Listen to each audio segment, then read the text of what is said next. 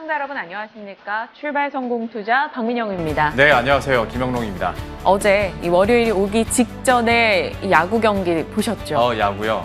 정말 내내 끌려가는 모습을 보여서 답답하다. 월요일 더 싫어지겠다. 힘 빠진다. 이런 생각했었는데 막판 끝내기 승리를 딱 거머쥐니까 어찌 그렇게 기분이 좋은지. 그 순간을 봤어요. 네, 전 끝까지 보고. 역시 박앵커가 승자네요.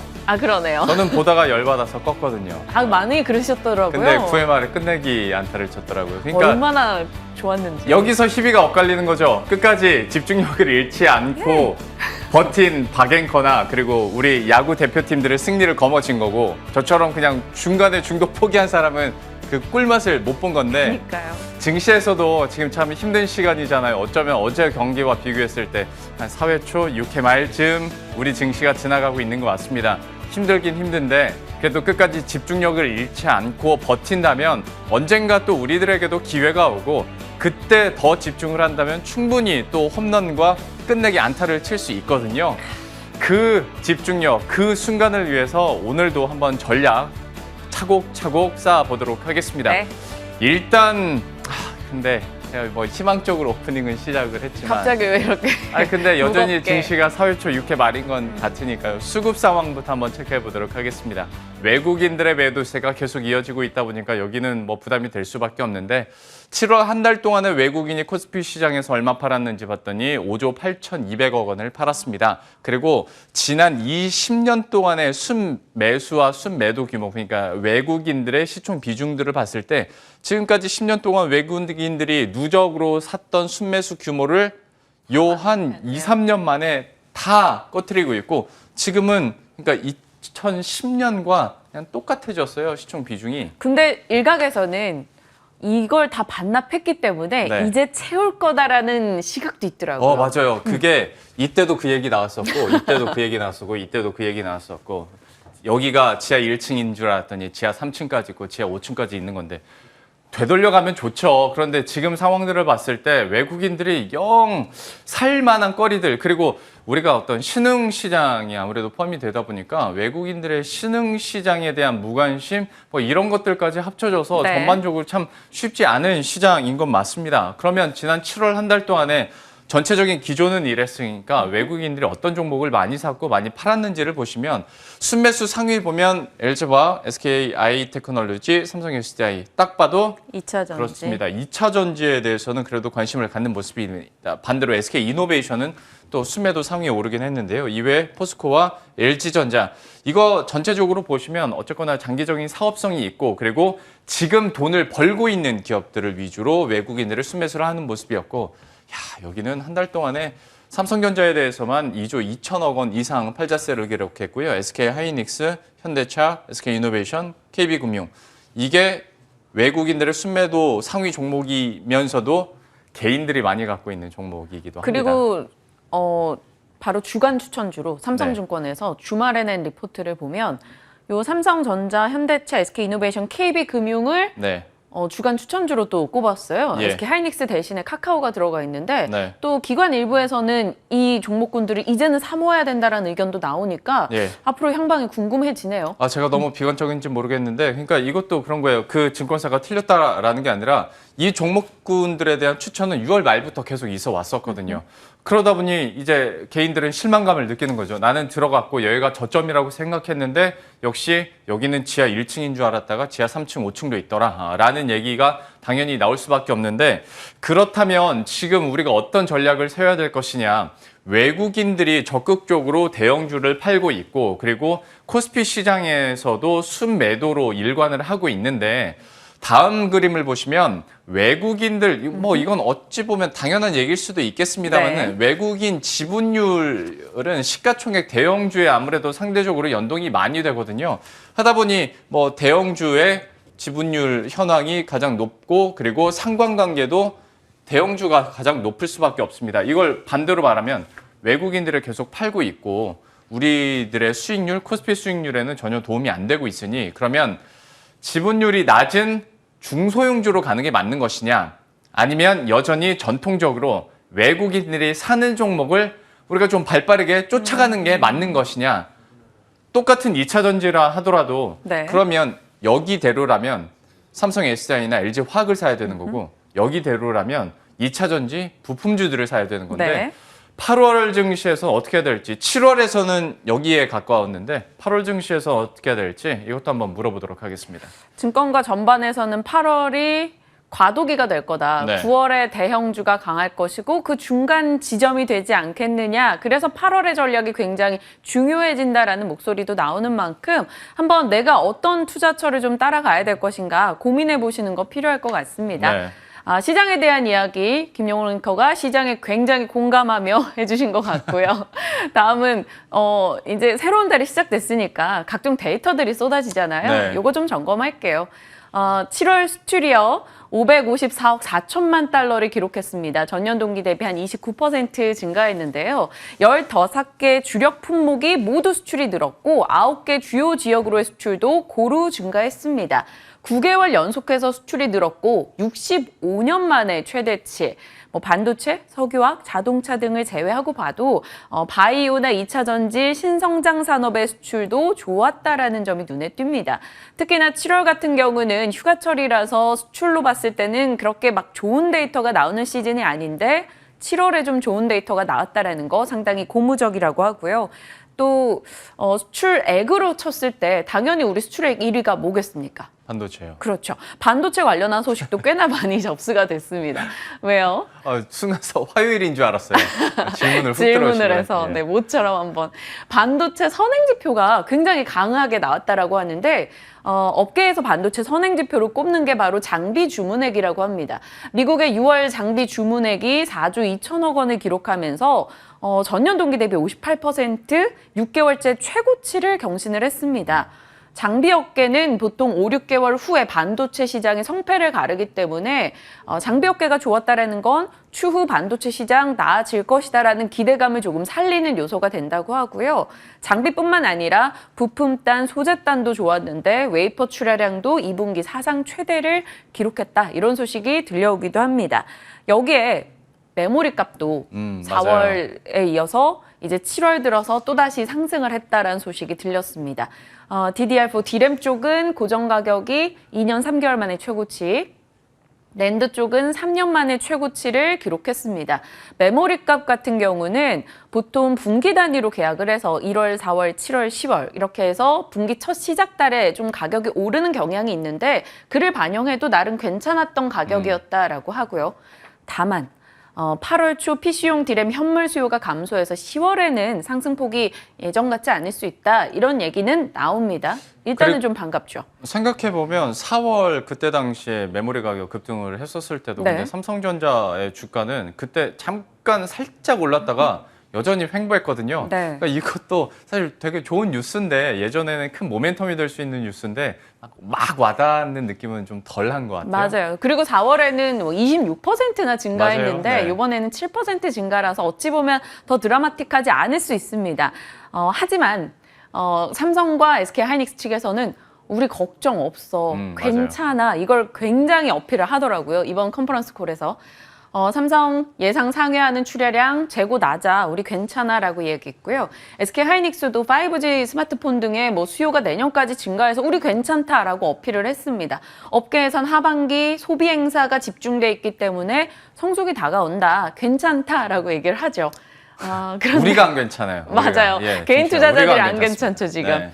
증권가에서는 걱정의 목소리 많습니다. 10월 메모리 값 떨어질 거다. 생산처 낮은 재고 가격 올려야 돼라는 반도체 업계가 있지만 수요처에서는 델타 우려 우리 이제 재고 줄일 건데 하면서 재고비 쪽에 소극적이기 시작했다라는 거고요. 예. 반도체 수급 불균형, AP가 지금 부족한데 이 스마트폰이나 PC 같은 경우는 부품 하나만 부족해도 완성품이 생산이 안 되니까 네. 이런 타격이 있을 수 있다 해서 다른 목소리가 나오고 있습니다.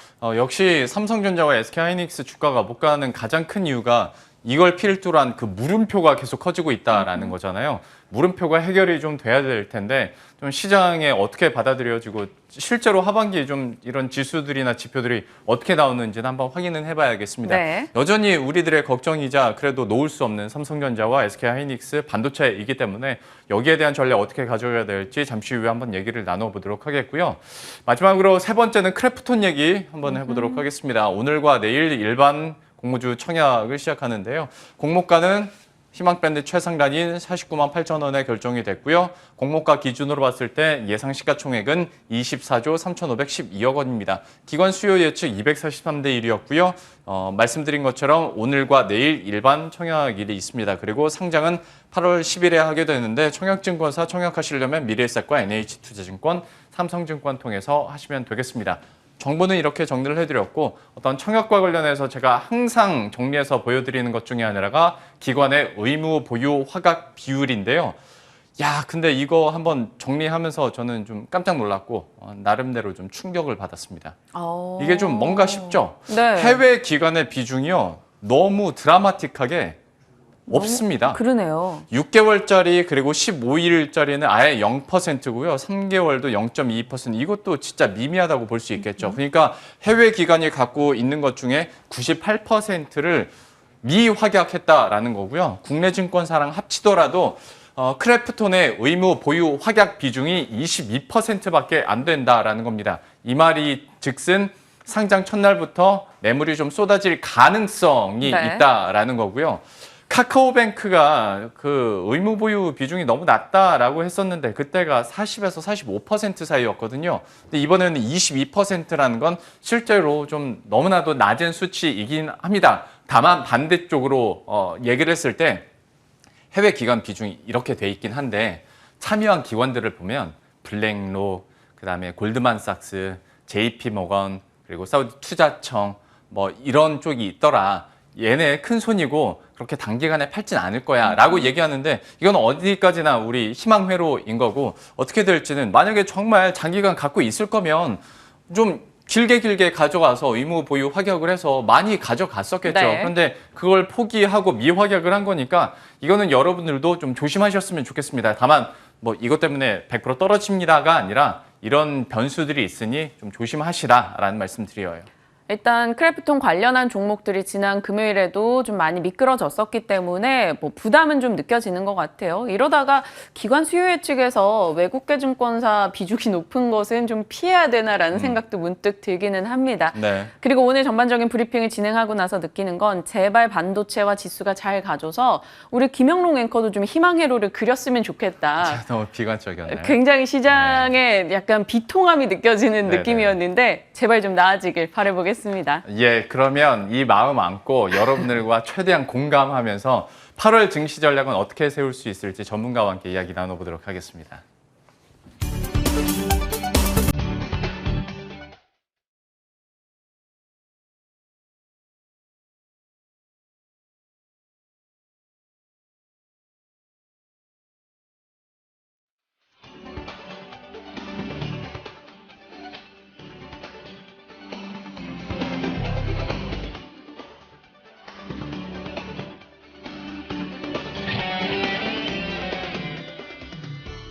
예, 지난주에 저희가 안내를 해드렸던 것처럼 아무래도 사회적 거리두기가 계속 상향되고 있고 코로나19 확산세로 인해서 저희 프로그램에서도 출연자들을 좀 사회적 거리두기를 하고 있습니다. 이번 코너도 당분간 전화 연결을 통해서 좀 투자 전략을 세우도록 할 텐데요. 여러분들의 양해 부탁드리고요. 바로 전화 연결해서 투자 전략 세워보도록 하겠습니다. 오늘 DB금융투자 DHP 김진만 팀장 연결돼 있습니다. 안녕하십니까?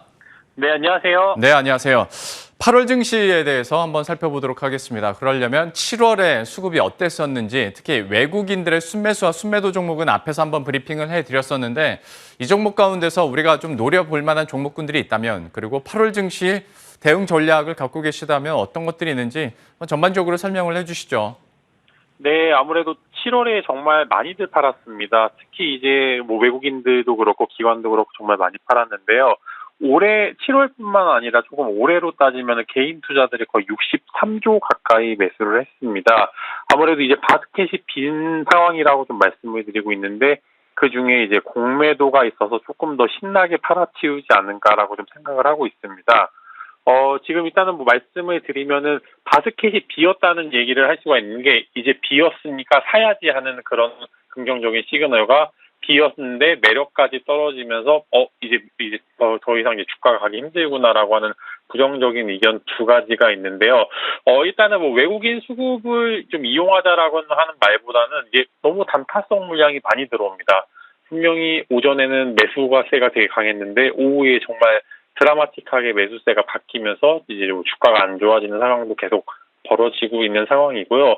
또 이제 반대로 말하면은 또 중국 증시가 항생 지수가 굉장히 무너진 것에 비해 국내 증시는 생각보다 좀 방어를 잘했다라고 하는 좀 이런 이제 긍정적인 시그널도 존재하는 상황입니다. 그래서 이제 7월 코스피 외국인 순매수를 보면은 뭐 대체적으로 2차 전지 대형주 위주의 포트폴리오를 구성했는데 이제 사실 순매수율 이제 비율로 따지면 그렇게 크지는 않지만 2차 전지 위주의 투자를 많이 했다라고 하는 말씀을 드리고 싶고요.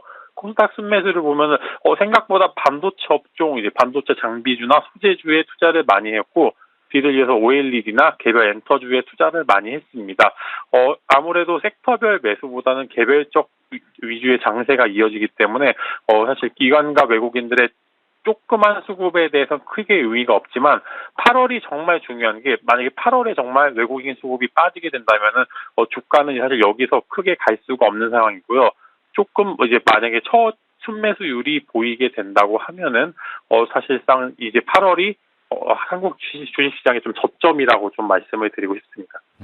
어떤 분기점이 될 수 있는 이제 8월 증시가 들어선 건데 그러면 과연 지금 시점에서 뭐 2차 전지든 반도체든 어떻게 포트 구성 종목 선택을 해야 될 것인가에 대한 아이디어는 어떻게 갖고 계세요? 저 같은 경우에는 이제 피크아웃의 우려가 있는 종목을 오히려 노려보자는 좀 말씀을 드리고 싶어요. 빈집을 한번 노려보자라고 말씀을 드리고 싶습니다. 개인 투자자들이 순매수한 상위 종목군들을 봤었을 때 사실 나쁘지 않거든요. 자리도 나쁘지 않고 거기에다 이제 뭐 수급도 개인 수급이 강하게 일어난 상황이라 언제든지 손바뀜이 일어날 수 있는 상황이기 때문에 저라면은 빈집을 한번 노려보자. 즉 개인 순매수가 높고 이제 외국인 비중이 적은 종목군들 중에서 앞으로 3분기 때 실적이 괜찮은 종목군에 대해서 한번 매수를 해보자라고 긍정적인 의견 말씀드리고 싶습니다. 예, 그러면 어떤 종목들이 있을까요? 그런 종목은? 네, 이제 덜간 쪽으로 지금 전체적으로 해봤는데 저는 전자 쪽에서는 삼성전기, 그다음에 이제 반도체에서는 이제 이제 코스닥 라이징 스타 중에 하나죠. STI라는 종목을 한번 가져와 봤고요. 엔터 쪽으로는 좀 CJ ENM 세 가지 종목을 가져와 봤는데 요 종목군에 대해서 사실 목표가를 따로 말씀드리진 않겠습니다. 왜냐하면 수급에 의존하는 것보다는 전반적으로 다 봐야겠지만 저라면은 세 종목군에 대해서는 그래도 피크아웃에 대한 우려보다는 어쨌든 빈집이고 그 다음에 이제 전체적으로 차트가 여기서 더 무너지기에는 지금 앞으로 3분기 업황 자체가 괜찮기 때문에 이 세 가지 종목 삼성전기, STI, CJ ENM에 대해서는 매수 의견을 조금 말씀드려도 손해볼 자리가 아니다라고 말씀을 드릴 수 있고요. 특히 삼성전기 같은 경우 먼저 말씀을 드리면 MLCC 관련해서 최근에 굉장히 긍정적인 기사들이 많이 나오고 있습니다. 반도체 쌀이라고 할 정도로 이제 수요가 많이 늘어나고 있는데 오히려 반도체 팔리는 것보다 MLCC가 판매되는 양이 더욱더 늘어나고 있다고 하고요. 그다음에 STI 같은 경우에는 생각보다 저도 이제 이번에 하면서 처음으로 이제 이 종목에 대해서 공부를 좀 해봤는데 반도체 및 OLED 장비 업체인데 외국 매출 비중이 굉장히 높습니다. 그렇기 때문에 국내 내수 쪽 하이닉스나 이제 삼성전자의 비중이 실린 국내 장비주보다는 조금 더 메리트가 있다고 말씀을 드릴 수 있을 것 같고요. 엔터, CJ ENM 이제 대형 컨텐츠 대장입니다. 사실 삼성전자나 하이닉스가 안 가는 것만큼 CJ ENM도 좀 대장으로서 역할을 잘 못하고 있는데요. 아무래도 워낙 대형주고 이제 현금이 많다 보니까 이제는 가야 될 때가 되지 않나. 그래서 실적도 잘 나왔고 생각보다 컨센서스보다 상회하는 수치를 보여주었기 때문에 3분기 때 한번 기대해 볼 만하다고 말씀을 드리고 싶습니다. 삼성전기와 STI, CJ ENM 얘기를 해주셨는데 역시 어떤 수급에 대한 그런 움직임들 영향을 많이 받는 종목들이니만큼 목표 주가를 따로 설정하진 않았고요. 이 종목에 대해서는 앞으로의 흐름들을 관심 있게 보되 좀 이것도 긴밀하게 계속 좀 대응을 잘 하셔야 될 것 같습니다. 첫 번째 이슈 이렇게 마무리 짓고 두 번째는 일맥상통하는 전략일 수도 있겠는데요. 반도체와 관련해서는 8월 증시에 좀 이제 대형주 위주로 다시 꾸려도 될지 아니면 여전히 중소형주, 장비 부품주 쪽으로 공략하는 것이 맞는 것인지 반도체와 관련된 전략은 어떻게 갖고 계십니까? 반도체 쪽에 안정적인 수급이 만약에 이어진다면은 드디어 이제 8월에 보통 이제 3분기가 시작이 되는 달이기도 하고 3분기가 반도체 조금 이제 호황기이기도 합니다. 근데 그럼에도 불구하고 지금 이제 기사들이 계속 나오고 있는 게 실적은 좋지만 피크아웃의 우려. 지금 이제 반도체뿐만 아니라 정유화학, 그다음에 조선까지 계속 피크아웃을 전제로 해서 주가가 계속 눌리고 있는 상황입니다. 삼성전자는 정말 안 갑니다. 정말 안 가서 8만 원을 오르면은 떨어지고 이제 그런 모습이 계속 보여주고 있는데 피크아웃에 대한 우려는 있지만 그럼에도 불구하고 가야 되는 게 일단은 실적이 바탕이 됩니다. 이제 실적이 바탕이 된다는 거는 피크아웃의 우려를 조금 불식을 시켜줄 수 있는 그런 이유가 되고요. 특히 철강 같은 경우가 이제 비슷한 얘기인데 피크아웃에 대한 우려는 계속 있지만 실적이 워낙 잘 나오다 보니까 주가가 방어가 되고 있는 상황이고요. 이제 반도체 쪽도 마찬가지로 실적이 잘 나오기 때문에 어느 정도 커버가 될 것 같다라는 좀 말씀을 드리고 싶고요. 대형주 투자는 보다는 이제 조금 더 유동성이 많이 떨어졌기 때문에 시가총액이 낮은 장비주나 소재주 쪽에 좀 집중하는 게 좋을 것 같다고 말씀을 드리고 싶고요.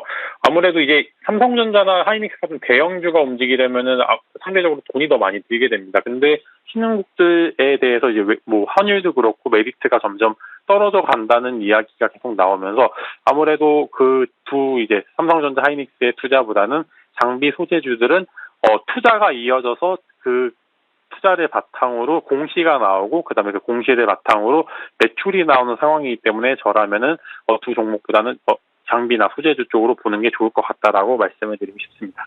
여전히 반도체 장비 소재 쪽으로 한번 집중을 하자. 8월 증시에서도 이런 큰 그림을 가지고 한번 포트폴리오 구성을 해보도록 하겠습니다. 세 번째는 크래프톤 얘기해 보도록 할 텐데요. 아무래도 오늘과 내일 또 일반 공모 청약이 있다 보니까 관심도 높아질 수밖에 없고 좀 이렇게 청약을 신청하시려는 분들 혹은 이제 상장되고 나서 좀 노리시려는 분들을 위해서 어떤 투자 전략이나 혹시 우리가 주의해야 될 점이 있다면 어떤 것들이 있는지 이것도 한마디 해주시겠어요? 네, 이제 고평가 논란이 좀 있었던 카카오뱅크가 마무리되고 이어서 또 고평가 논란이 있는 크래프톤 청약이 월화 양일간 좀 이어질 계획인데요. 유동성의 거의 끝자락에서 하는 대형 청약이라서 뭐 사실 고평가는 맞습니다. 카카오뱅크도 그렇고 크래프톤 자체도 그렇고 시가총액 자체는 굉장히 고평가가 맞는데 그럼에도 불구하고 이제 마지막 중복 청약이라는 점에서 조금 메리트가 있다고 볼 수 있을 것 같고 이제 아까 말씀하신 거 봤는데 의무 화각 비율이 너무 낮습니다. 그렇기 때문에 조금 부담이 가는 그런 상황이긴 하지만 그뿐만이 아니라 경쟁률도 뭐 낮다라고 하는 기사도 있고 확약 물량도 대형 IP 중에 최저치를 기록했다는 말도 있는데 실상이 조금 뜯어지면은 약간 다르다고 합니다. 이제 양보다는 조금 질적 공모를 통해서 이제 보시면은 이제 당초에 외국인들이나 기관 물량들이 거의 대부분 나오고 개인들한테 손바뀜을 하면서 이제 주가가 하락하는 모습을 보여주었는데요. 그래서 단타 위주의 물량이 소형 사모펀드나 외국인들이 접근이 조금 어렵도록 청약 물량 자체를 조금 많이 높여놨습니다. 즉 돈이 어느 정도 얼만큼 더 있어야지 청약을 할 수 있는 조건이 달랐다는 말씀과 함께 이제 공모 물량 자체가 거의 4조 가까이기 때문에 이게 시장에 나오게 되면 아무리 정말 유동성이 크더라도 방어하기 쉽지 않기 때문에 큰 공모 물량이 시장에 나오는 걸 방지하기 위해서 조금 이제 롱텀 펀드라고 그러죠. 이제 장기 투자들 하는 해외 펀드나 연기금들에게 MSCI 지수랑 그다음에 코스피 200 지수 추종 물량, ETF 물량을 너희들이 공모가에 받아가면 좋지 않겠느냐. 어차피 조기 편입이 되게 확실시 되기 때문에 먼저 들어와라고 해서 이제 전략을 조금 잘 짰다고 말씀을 드리고 싶고요. 근데 요거는 또 하나의 가설이기 때문에 어느 정도 리스크가 존재를 하지만 일단 확약 물량 자체가 낮은 거에는 조금 굉장히 좀 이제 손이 선뜻 가지 않는 상황입니다. 근데 이런 상황이 사실이라고 하면은 공모는 도전해 볼만하다고 합니다. 즉 혹은 따상까지 엄청난 기대를 하기에는 당연히 부족을 하겠지만 손해볼 자리는 아니다라고 이제 조금 긍정적인 말씀을 내비치고 싶고요. 일단 카카오뱅크가 어떻게 주가 방어가 되느냐에 따라서 크래프톤도 그 분위기를 이어서 갈 거다라고 말씀을 드리고 싶습니다. 예, 크래프톤에 대한 투자 의견과 전망까지도 이렇게 들어봤습니다. 세 가지 이슈 마무리 짓고요. 코너 속의 코너로 넘어가 보도록 하죠. 오늘의 진만 스픽은 그렇게 얘기 많이 하고 있는 피크아웃, 우려는 노우, 실적 성장 기대주는이라고 했는데 그러면 이와 관련된 여기에 접점이 있는 종목은 어떤 걸 선정하셨습니까? 네, 피크아웃 피크아웃 우려가 있는데 그럼에도 불구하고 안쪽에서 굉장히 좋은 성장을 보여주는 종목 세 가지를 가져와 봤는데요. 최근에 기사를 보면은 피크아웃에 대한 기사들이 되게 많습니다. 고점이다, 지금 고점이다라고 하는 업계 되게 많은데 그 종목군 내에서 실적을 바탕으로 성장이 잘 갈 종목 세 가지 가져와 봤고요. 철강 쪽에는 현대 BNG 스틸, 건설에는 DLENC, 반도체는 하나마이크론 세 종목 가져와 봤습니다.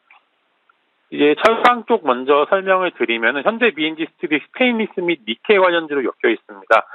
이제 한 3일 전 기사를 봤었을 때 중국의 증치세가 어느 정도 한국 쪽에 좋은 영향을 줄 거라고 하는 기사들이 쏟아지고 있는데요. 즉 피크아웃의 우려가 이제 바뀌는 그런 상황으로 보여질 수 있을 거고 거기에 이제 니켈 관련주로 많이 엮여 있습니다. 즉 스테인리스를 만드는데 니켈이 많이 들어가는 상황이고요. 즉 원자재 보유량에 있는 스테인리스를 만드는데 니켈이 필요한데 니켈 가격이 오르기 때문에 이것이 매출이나 영업이익에 선반영이 될 수도 있다라고 하는 긍정적인 말씀을 드릴 수 있을 것 같고 철강 쪽이 피크아웃의 우려에도 가장 강한 게 아직도 시작을 안 했다라고 하는 그런 의견들이 많은데 저도 이 의견에 좀 동조하는 상황이기 때문에 철강 쪽도 다시 이제 한번 볼 필요가 있다.